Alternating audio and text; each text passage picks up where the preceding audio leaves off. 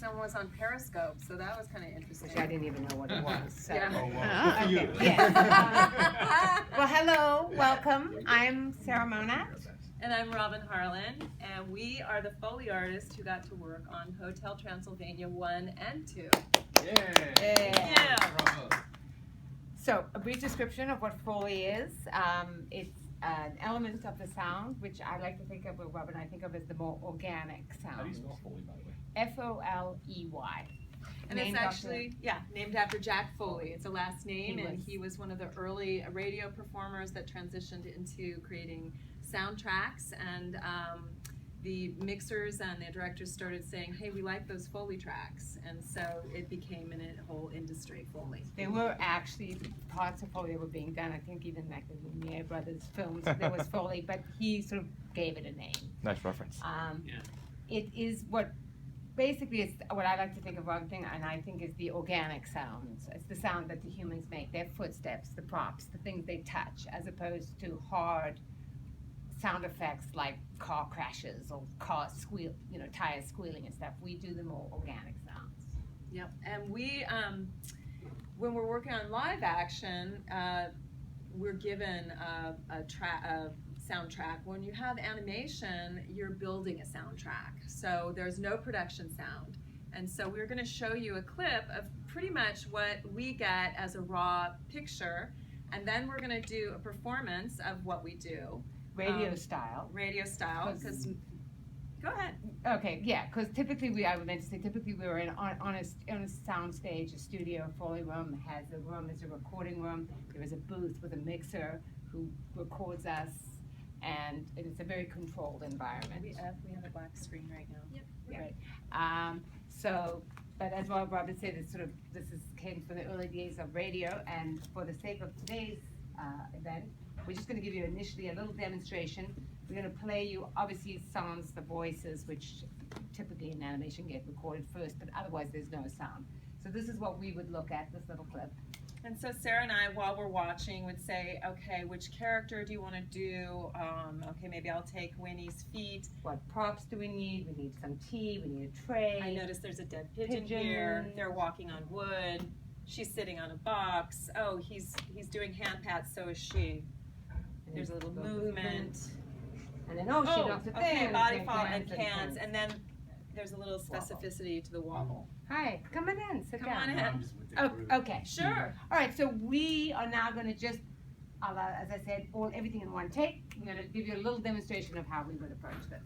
And so I'm going to play Winnie, and she's a little werewolf, and she's kind of dainty, having a tea party in this one. So we created her little paws by taking just normal work gloves and putting paper clips on the fingertips. So she has kind of a little dainty sound with the finger clips on the wood. All right, Brittany. Action.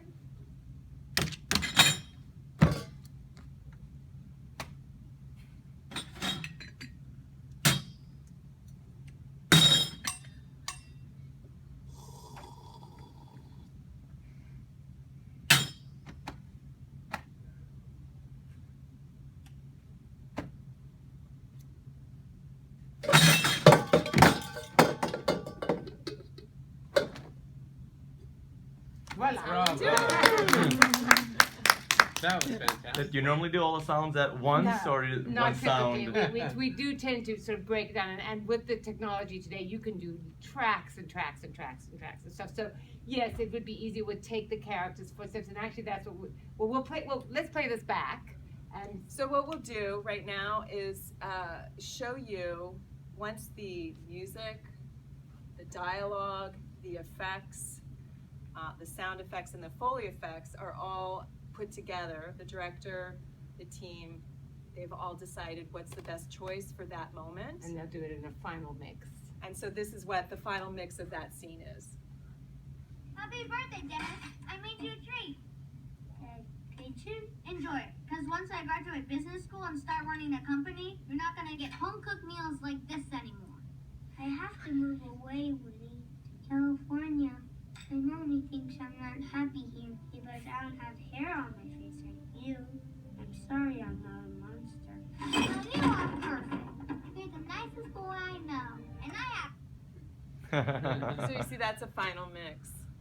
So yes, to your question is yes, we would in the studio typically, we'd go through with the character, then add each sort of layer, and you have a little bit more control of the layer. And actually, we're going to give you a demonstration because when we start a project, Foley really is made up of the footsteps and the props, the organic props. So doing a footstep little demonstration for you. Typically, we would probably do the footsteps by themselves and then the creak to add the weight separate, but for today's purpose. Sarah, she got to play Drac, which is a great character. And Sarah and I probably have between us, 500 pairs of shoes. And so when we're talking about who should do what character, we know in our heads, like what sound, each shoe, there's nuances for every single shoe. Does this one creak? Is this one, sound like a rich Italian loafer? So there's all of these kind of musical qualities to actual shoes. And so Sarah's shoes sounded best for Drac. Don't necessarily look, but as I said, the more they're used, and they are some serious Foley shoes, but they are. So yes, they sound good. Give it a little sound. And then we're going to add. And if he was walking through the lobby. And obviously on a Foley stage we have cement surface, we have dirt, we have all these different surfaces that we can change and perform on. Mm-hmm. So we're going to show you now, and Robin's going to add, we're going to, with this is a very rickety ladder. He's taking all of him and the crew are all going up. He's determined to have his grandson be a bat. And so we'll give you a little demonstration of how we would do Drac going up the ladder. Action.